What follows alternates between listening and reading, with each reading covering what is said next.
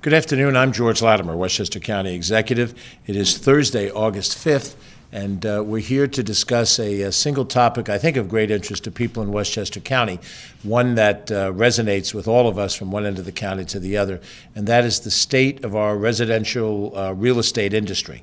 We have seen many things happen during the COVID pandemic, which dates back now almost 18 months, and some of them have been surprising in that we expected to have impacts, and we saw impacts, but we're also surprised, I think, from time to see that there is economic strength that is perhaps unique to Westchester County, or at least unique to certain places, if not universally so. The flourishing sales market for residential real estate in Westchester County is clearly in a boom cycle. And that boom cycle is going to be commented on by three individuals. I'll bring them up individually in a few seconds, but I just want to highlight that they are leaders in Westchester and actually in the Hudson Valley region for real estate. We will listen to Richard Haggerty, who is CEO of the Hudson Gateway Association of Realtors, HGAR, and he's President and Chief Strategic Growth Officer of One Key at MLS. We'll also hear from Leah Caro, who's the President and Principal Broker from Park Sterling Realty, Board of Managers for One Key MLS, and Legislative Chair for HGAR, and Crystal Hawkins-Syska, who's a licensed real estate broker, Keller Williams, New York Realty, and she is president of the Hudson Gateway Association of Realtors. And again, the acronym for the Hudson Gateway Association is HGAR. And all three of these professionals are here to talk and give some substance to what I think most of us feel is happening out there, which is a tremendous demand for residential properties here in Westchester County. That is an important situation to talk about because the real estate industry employs quite a lot of our neighbors and friends, and the strength of that industry is important. And the ancillary benefits of having this kind of strength in this industry accrues to those people who are both buying and selling, leaving the county and making a profit on the house that they sell, and then those that are coming into the county who are happy to become part of our residential situation. According to HGAR, the second quarter of 2021 continues the trends that were seen in the first quarter, very strong buyer demand and low inventory in most market segments. And of course, when we talk in general about the real estate market, there are specific segments that make up the total. There's been low interest rates, and because of that, we've seen multiple offers on properties, oftentimes well above asking price from the original asking price of property. So there is something happening out there. It's very dynamic and it's very impressive. Before we begin, the speakers or the professionals are here. I'll give a bit of an overlay, and then also we'll close out in the same fashion. There are narratives out there in the community based on sometimes individual experiences. And there's often the narrative that says that people are leaving Westchester in droves. And my observation is that there is a time in a person's life when they decide that it's in their interest to live in one place or another. At the front end of years, as you grow up as a young child, if you grew up here in Westchester, frankly, any of the suburban communities, you're growing up in an environment where there's safe streets, there's recreation programs targeted to young people, good quality education. You reach a certain age, post-high school, where the desire to be in a different kind of an environment, a social environment as young adults, often leads you to leave the suburbs and move into the heart of the city because of what's in the city, what it offers for people who are in that 20-year age, 25-year age category. But then when you reach a point in your life where you're prepared to, quote unquote, settle down, when you're prepared to get married, have children, and have a different type of life because you want your children to grow up in a strong environment, then all of a sudden the demand to be in a place like Westchester rises. And then, of course, at some point in time later in your life, when you're empty nested and if you're prepared to retire, you may find later in life that you want to be in a warmer climate, and you want to be in a climate where the tax burden is low and the services are commensurately low because you're not using some of those services. You're not using the schools, you're not using the train into the city as a means of getting to work every day because you're retired. Those natural trends create a narrative within those demographics. All the young people who are of the same relative age and they want to leave mom and dad's house and they want to be in a more exciting environment talk amongst each other, and determine that, Westchester is not where I want to be someplace else. And that same dynamic happens, in my judgment, when you reach your mid to late 60s into your 70s. But the overall picture of what's happening is much different, and it's much more positive, because we are not looking at homes that are laying empty for months upon months. We are not looking at properties that can't pay their taxes and fall in rem. And we have abandoned homes and the kinds of things that bespeak of a disastrous market. So when I hear the narrative, people are leaving Westchester, what they're really saying is people in my age category are leaving because we have reached a point at which it makes more sense for us to be in a warmer climate and so forth. But the overall economic health of Westchester County as a county, and specifically the real estate market, is not just okay, it's extremely healthy. And that is why we've asked these professionals to come in and tell you what the story is. And then I also want to say that it is their level of professionalism that is really important in all of these stories. Most of us rely on professionals to do certain functions. When we go for medical or dental work, we go to a person who knows how to help us through those situations. When we have an automobile and we have certain needs for that automobile to operate, some people are trained to be able to do it themselves. Most of us turn to qualified mechanics and dealerships. And the same is true when we deal in the residential real estate market. It is a complicated market. Anybody who's ever been on a closing in a house sits there and sees all the different boxes that have to be checked, all the different elements that go into a final transaction. And we know that professionals are very important in that process. And so that is why we've asked professionals from HGAR to come with us here, talk a little bit about it in some degree of substance. Then we'll open it up to the press, and we'll go from there.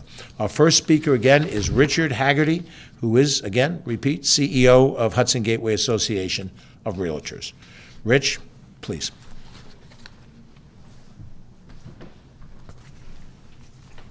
Thank you, County Executive Latimer, and thanks for the opportunity to really address some specific numbers, because as the County Executive said, sometimes we look at headlines and we think the headlines portray an accurate picture, and quite frankly, that's not always the case.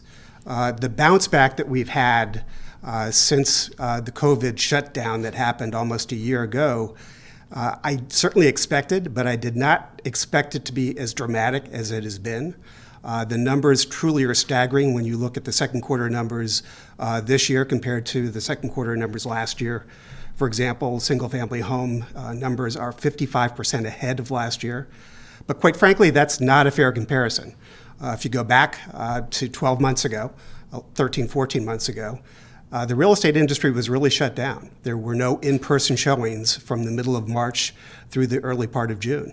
So it's really not a fair comparison to look at this year as opposed to last year. So I think really to get a more accurate picture, we have to compare 2021 second quarter numbers and year-to-date numbers through June 30th to 2019 and 2018. And those numbers are still remarkably impressive. If you look at the first 6 months of 2021 and compare them to the first 6 months of 2019 pre-COVID, we're still looking for single-family homes at a 34.5% increase. And that's dramatic. And I really think that that really speaks to a very strong, resilient market. As the county exec said, I think a lot of that has to do, quite frankly, with low interest rates that can continue to be at historically low levels. We sound like a broken record, but that's just been the case for many, many years now. And also remarkably low inventory. And we have to look at how we can really start to increase that inventory. The other thing that I think is very much in play, though, is what individuals are buying. And I think that their buying habits are different post-COVID than they were pre-COVID. Certainly when we were looking at pre-COVID numbers, you were looking at a lot of folks who were looking at properties where they were smaller properties, close to mass transit centers, and that's not been the case in the post-COVID market. One of the markets that is a very important segment to the Westchester housing market is the northeastern section of the county. So we're talking Pound Ridge, we're talking Lewisboro, North Salem, and Bedford. And that market, quite frankly, has been stagnant since the 2008 recession. Certainly there was signs of recovery, but it never bounced back the way the housing market did in other parts of the county. That all changed post-COVID. All of a sudden, individuals were actually much more interested in larger properties and much larger pieces of property. And those increases are pretty dramatic as well. Again, if you're comparing the numbers, 2021 numbers through the first 6 months to 2020, there is a 41% increase. But even if you go back to 2019, there's actually a 56% increase. So the types of properties buyers are interested in have also dramatically changed. And I think that that speaks to a really wide recovery of all of the segments of the real estate market. And even co-ops have now really caught up in terms they were slow to start, but co-ops have really caught up and really are doing very well in terms of what they did in 2020. So I think this recovery is sustainable.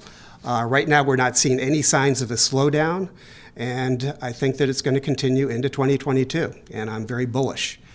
So I think that that's the story from a numbers perspective, but we have two experts who will actually give their experiences with actual sellers and buyers. Again, County Executive Latimer, thank you for the opportunity.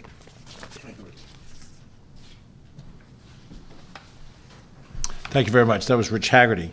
Our next speaker is Leah Caro, who holds a couple of different positions, most recently now as legislative chair for HGAR. She has great experience as part of Park Sterling Realty as the president and the principal broker. And in other hats that she's worn on her head, she's been the head of the Bronxville Chamber of Commerce. So it gives her a window on what's happening outside of just the real estate market, but in the small business market in that very dynamic community.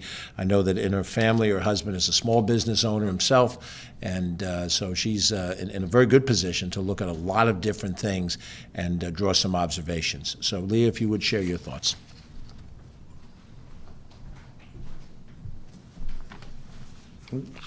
Thanks, County Executive.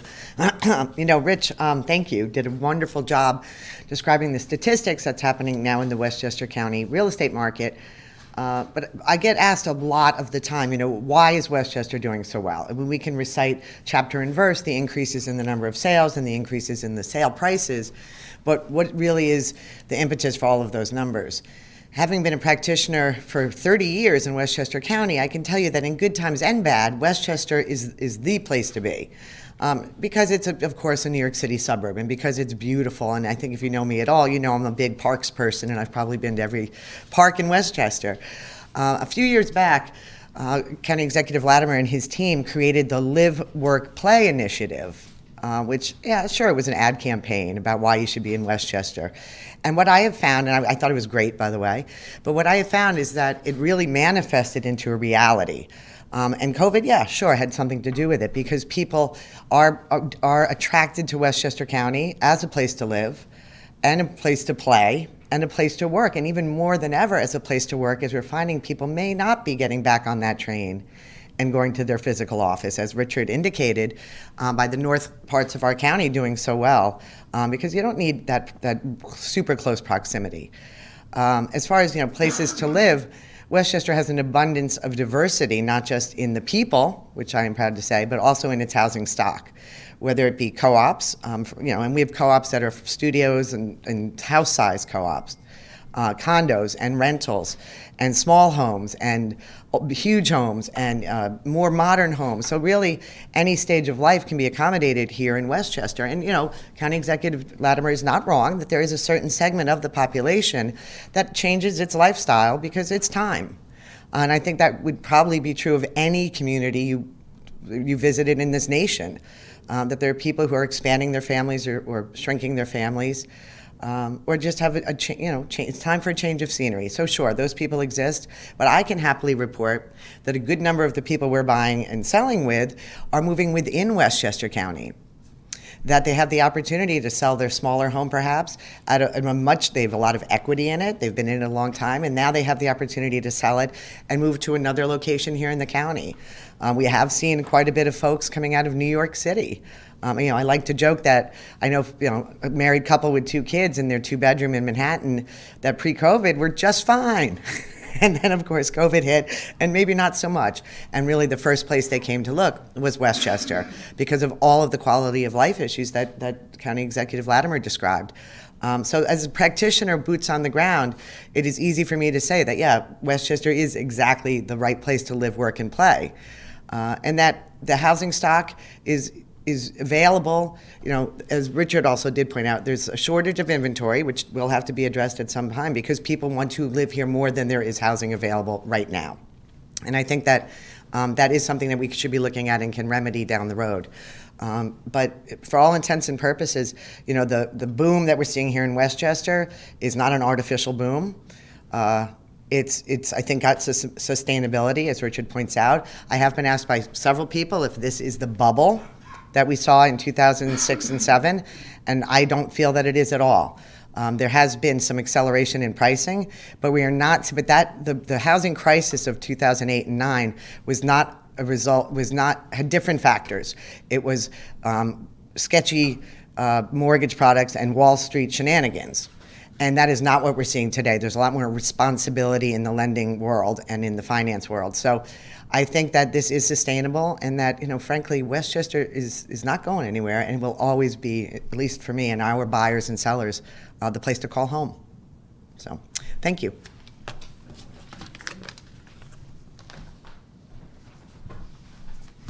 Thank you very much, Leah. Caro. Our third professional from the real estate industry who's going to speak to us is Crystal Hawkins-Syska, who, again, is licensed real estate broker for Keller Williams, New York Realty. She's president of HGAR. So, Crystal, thank you very much for being with us, please.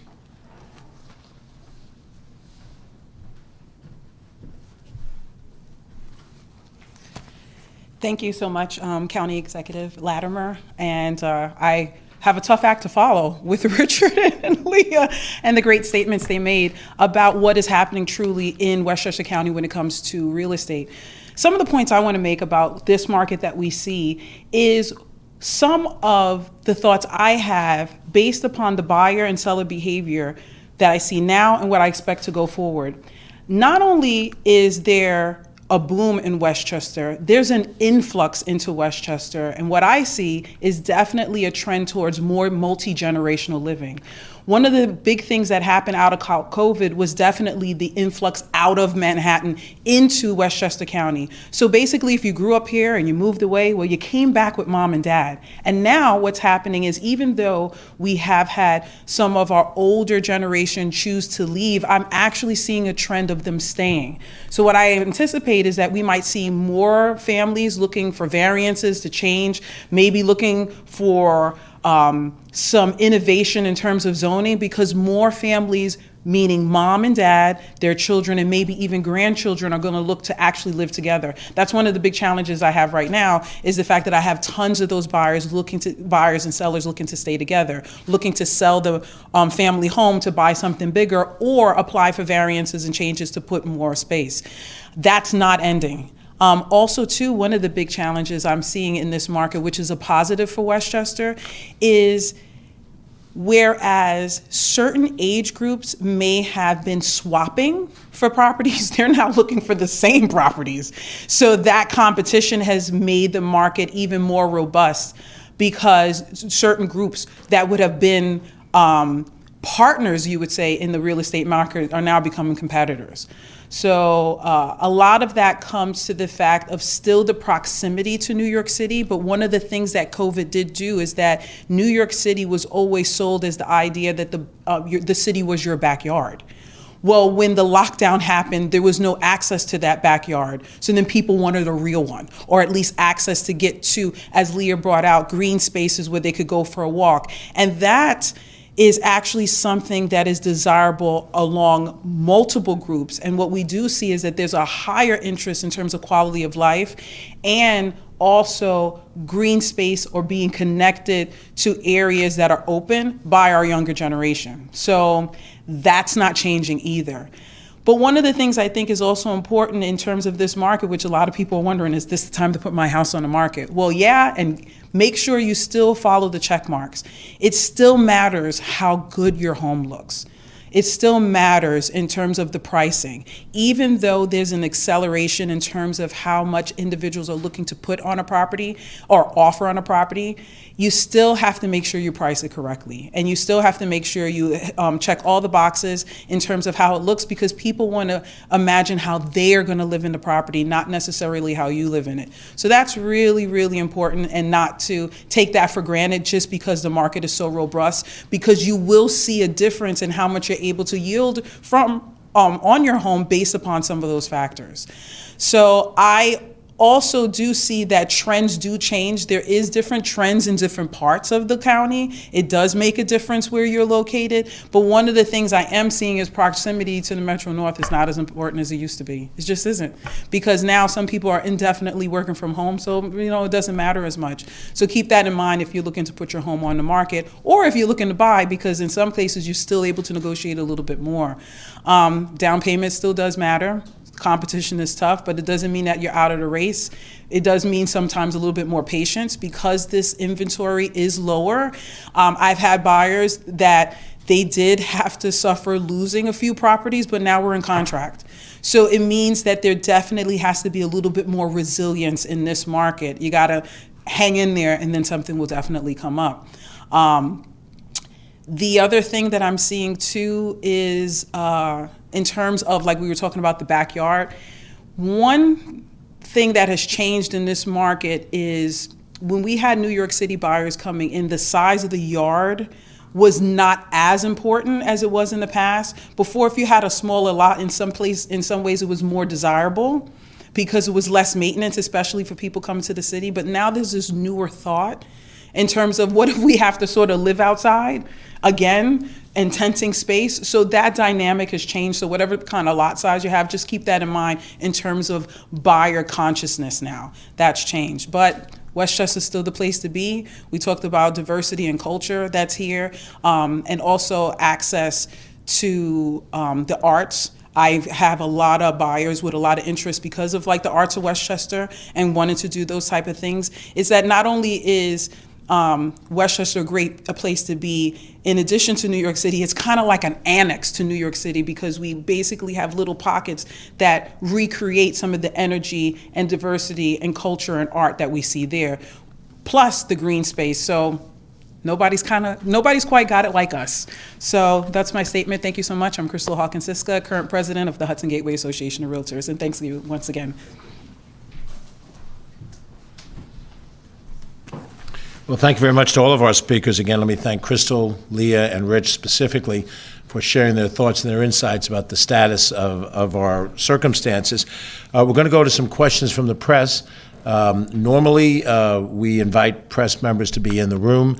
During the COVID crisis, we've tried to create a link so that they can reach us remotely, and Catherine Chaffee can transform some of the questions that we receive, and we can at least ask it on the air if the reporter is remote. We do have John Jordan with us in the room, and if you're in the room, you get priority for your questions and your follow-ups. John? Thank you, County Executive. Thanks, everyone. One of the questions I have, and sort of dovetails with a number of things. I saw the other day that the county's fair housing case, 12-year-old fair housing case has finally ended. And I thought that was, a landmark, finally getting that behind you. You have single-family homes that have risen to the median price of a single-family home in Westchester is now at more than $835,000, and you have a condominium at over $405,000. I also note that the county just recently did a housing needs study. I think they came out with the need for about 11,000 units of affordable housing. Is this market make it even more difficult for your administration to try and achieve that goal for 11,000? Well, I think it does. The problem is it comes out of our great asset. Our great asset is proximity to New York City. The problem that represents is that land is precious the closer you are to New York City, and I would argue we have the best commute into the Bronx and Manhattan of any of the suburban areas. North Shore of Long Island in general, Nassau County is wonderful, northern New Jersey, Fairfield County, Rockland County, but we have not only the quality of the housing and quality of life, but the immediate immediacy of proximity. That means land is at a premium. And if we're going to develop affordable housing, one of the key things that we look for is to be able to write down the cost of purchasing the land even before we get to the building and how many units and so forth. So that does create a problem for us. The closeout of the housing lawsuit has to be remembered that the lawsuit was about discrimination as well as it was about housing. And the discrimination factor from that originally triggered the lawsuit really had to do with an argument about zoning. And that zoning issue can exist in any suburb, not just in the New York area, but anywhere else in the nation, where a municipality makes a determination of how they'd like to see their community grow, where they want multifamily housing and where they want 1 acre zoning or quarter acre zoning and so forth. That is the more intrinsic argument that was underlying all of this. The issue of affordable housing from our administration's standpoint is that we support affordable housing. We want to advance affordable housing, and we know that affordable housing is needed in every single community of Westchester County.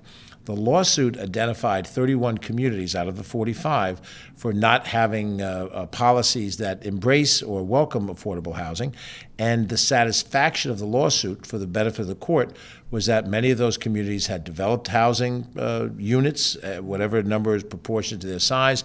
Some of them adopted legislation that made affordable housing or multifamily housing more likely to happen, and the combination of those things mattered to the court in satisfying what the stipulation was. Our administration, beginning in January of 2018, embraced affordable housing, and so as far as we're concerned, we don't look at the settlement of the lawsuit as we've done our job. We view that as an issue that arose because of past policies by other administrations, and now here we are trying to go forward. The 11,000 goal is a goal that we accept as a goal. I would say right now, if I had to give you a general number, I'd say we're working on or have delivered on 2,300 of those 11,000. That's a small percentage. That means that the goal is still in front of us. One of the things that's important to understand, and we might talk about this in a separate setting, is that the communities that were not part of the lawsuit still have need for additional affordable housing. I have a clip from one of the local newspapers in Portchester where a person wrote in and said, we need more affordable housing in Portchester. Portchester was not part of the lawsuit. I had a meeting a couple days ago with some leaders of El Centro Hispano, and they talked about needing more affordable housing in the city of White Plains. White Plains was not part of that lawsuit because historically Portchester and White Plains and some of the other communities had developed a certain number of units of housing. So if the mission is to have housing across a range for people, in a sense, that's what you have when you have different housing products out there. Someone with a certain level of income can afford this kind of a house versus that kind of a house, that product is available in Westchester. So must it be that there's affordability as well. Most of the time when we talk about affordable housings, we're talking about traditional rental units in a multifamily building. In some cases, they're townhouses, which can be purchased. That's the lesser amount of the affordable housing. But we're committed to developing affordable housing. We opened, a 34-unit building in Portchester 2 weeks ago with a ribbon cutting. Over the weekend, I took a look at a project of 82 units that's under construction in Peekskill. We hope within the next month we'll be able to cut the ribbon on a 75-unit project in the town of Greenburgh. And we've got all kinds of projects going in every place. But if everything that we're working on comes to fruition, we're getting, at this point, to about a little over 20% of the goal we've set. I don't know how long it'll take for us to reach 11,000. It could very well be longer than I have in this particular office, even if I serve a maximum term. But we are making strides every day to try to satisfy that. And we've done that by setting aside money in the county budget, $10 million a year the last couple of years, to acquire land. And land being expensive as it is, you don't always get a lot of units for the money that we have to contribute. But we've been willing to contribute to the purchase of land for affordable housing. We've also put aside separately $10 million of capital money for infrastructure. So whenever a project needs a sewer pipe extension or connection, or curb cuts, or sidewalking, or a traffic light, those types of infrastructure costs drive the cost of the overall project up. And if we can satisfy that by having county resources to do that, then that helps us get the project done. Keep in mind, we do not have a Westchester County housing authority or housing agency that actually does the development. We turn to local developers who are experienced in the area of affordable housing development, and they, working with the municipality with zoning and site plan issues, move on a project, and then we as a county, along with the state, help put resources behind that. It might be direct money along the lines I've described. It might also be IDA incentivization. And then separate and distinct from individual projects that are all affordable, we also have affordable units set aside in the market housing. And that's always a subject of great debate. A person developing a property wants to maximize their investment, and it's easier for them to make a profit if they have no affordable units. And we make the argument, certainly if we're going to incentivize through an IDA, that they need to have some commitment to a set-aside of affordable units. The third part of your question, I tend to be over-answering this, but I want to be thorough in it, is what represents affordability in Westchester County? If you're looking at a percentage of median, we have a very high median income. So 80% of median, which is the top of the range that we call affordable, are still people who are working, two-income families, at a relatively high level of income compared to people who would see themselves in need. When we go to the lower end of that spectrum, 30%, let's say, of median income, there's an income. It's not a person who's not working. The person's working, or the family's working. But when that median income gets down to 40% or 30% of AMI, we need help, and we need help in the forms of rent subsidy to help the individual afford to live in into the units that we're developing. Because even with low cost, no cost land, and working out certain ways of construction that keep the cost down, you still need a certain amount of money in these apartments, and you can't get that from the individual if their income is that low. So we need the federal help, we need the state help, and we also need to be committed. So we are committed. We've had good partners at the state. The federal government is becoming a better partner today than it was more recently under their prior administration. And we're hopeful that we'll get closer to the 11,000 mark. I don't want to make predictions, but every time we are able to help incent a project, we're that much closer to that goal. And I suspect the closer we get to that goal will push out further because there'll still be additional need. And the demand to live in Westchester that each of these speakers talked about is just as strong for people at this level of economics as at this level of economics. And people who live, in an urban setting in the city, live in the Bronx, want to move up to Westchester. They may want to move up to some of Westchester's cities as an upgrade from where they live in the Bronx or Manhattan. Those are usually the two boroughs that most contribute to us. We get a lot of Brooklyn folk lately, though. And so I don't think this is something that we are going to achieve in a particular year. We're not going to achieve necessarily in the lifetime of this administration. Maybe we don't even achieve it in the lifetime on the planet.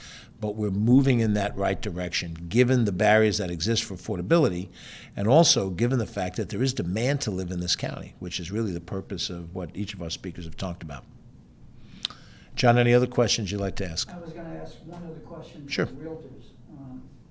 I know the inventory has been very, very low. I'm wondering if, you're dealing with any buyer frustration in terms of just constantly not being able to acquire their dream home in Westchester County.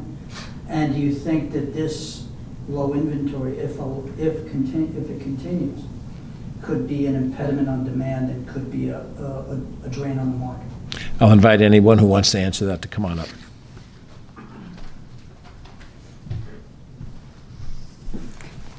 So that's a great question. Buyer fatigue is a real thing. I have had buyers in this market basically take a pause and then come back.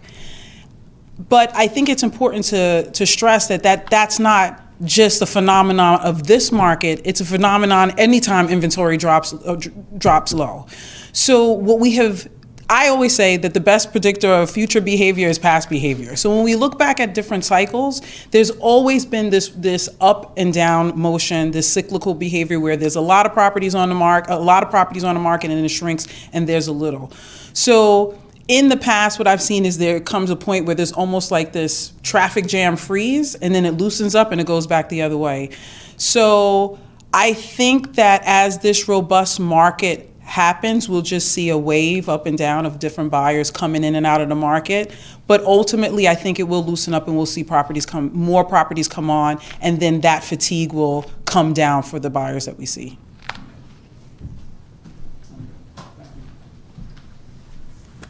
Thank you. John, any further questions you'd have? All right, checking with Catherine Chaffee, we have no remote questions. If there are any members of the press that are following this they're welcome to contact Catherine, and she can link you to the speakers here or with HGAR. They'd be happy to speak to you. Rich Haggerty and the people that work with them will be happy to connect you so you can delve a little bit more deeply into the story.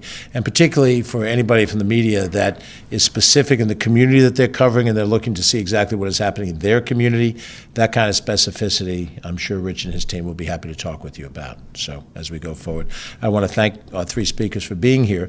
I'll just give a few closing remarks. I've often told this anecdote, and it's true. I never thought when it happened that I would ever have reason to reference it. When I was a 12, 13-year-old boy, I remember asking my father, who moved to Westchester from Brooklyn after World War II. My mother grew up here in Westchester and Harrison. And I asked him once, sort of mindlessly, Dad, why did you move to Westchester? And of course, when he would look at me like, what a stupid question. But he looked at me very bluntly. He said, 2 reasons. He held out his fingers. There's 2 reasons. Number 1, it's near New York City. Number 2, it's not New York City.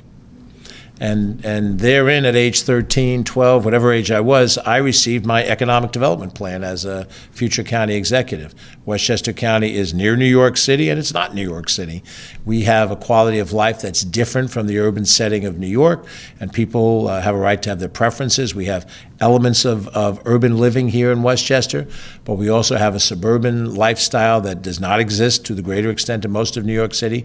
But you're near New York City for all of the work opportunities and the cultural activities, the sports, and all of those different things, and it gives us a tremendous advantage. And as I've said, we're not the only suburban county to have this advantage, but these advantages were built in the day that I was born, and almost 70 years ago. And the important element in what we're hearing our speakers talk about today is what is happening on the ground today in Westchester, because there is a narrative out there, and that narrative wants to paint a picture that isn't accurate.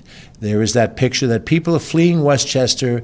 This is not the place that they want to live anymore. They want to move to the south, to Texas, and to Florida. And there's some people who exactly want to do that.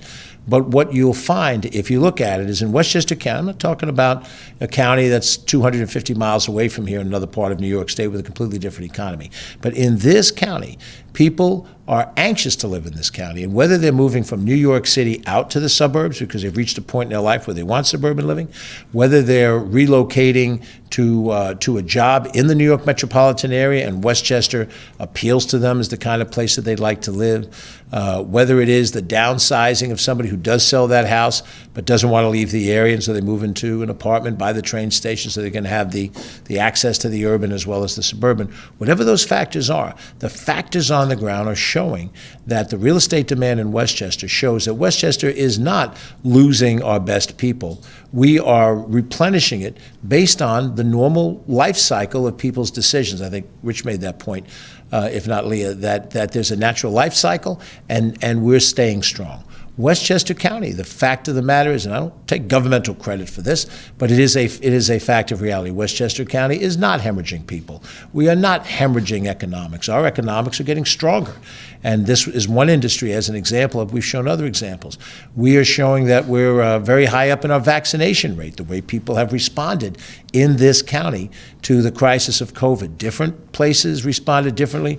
Westchester County has responded positively, and that has helped us in the way we've fought back with this situation. We've pointed out that our business community outside of the real estate industry is on a rebound. And we're also seeing that when you look at the overall quality of life, we talked about the arts, Crystal made this point about the arts, and we've had other situations about that. We have not-for-profit organizations in the arts that have survived through the COVID, and now they're bouncing back. Had a chance to tour Caro more recently, and the expansion of activity and opportunities at Caro is impressive, and that's reflective of other organizations around this county. And at the same time, we recently had a press discussion about our crime statistics. Our crime statistics are down. You might watch the television and see that crime is up in other places, but not in Westchester County. Our county property taxes have gone down the last couple of years, and we project them to go down again for a third year. So the actual accurate narrative in Westchester County is a very positive one. And as I said, I don't argue that this is a governmental set of activities. What I do argue is that those who would like to change the governmental policies and activities aren't being honest when they show that we are in a position where, as a county, through the people and the businesses of this county, we are going through a very positive period coming out of COVID, which I think we should be comfortable with, and we should take pride as Westchester residents that this county has weathered the storm very well, and we're continuing on in the right path. Thank you for watching. I'm George Latimer, Westchester County Executive. We look forward to giving you the weekly update of what's happening in Westchester County at 2 o'clock on Monday. We'll address some other issues at that time. If there are other issues that we need to inform you on, if it comes up at the last minute, we'll come out and make sure you get the information you need in the spirit of full transparency. Thank you for watching. Be safe and have a wonderful weekend ahead.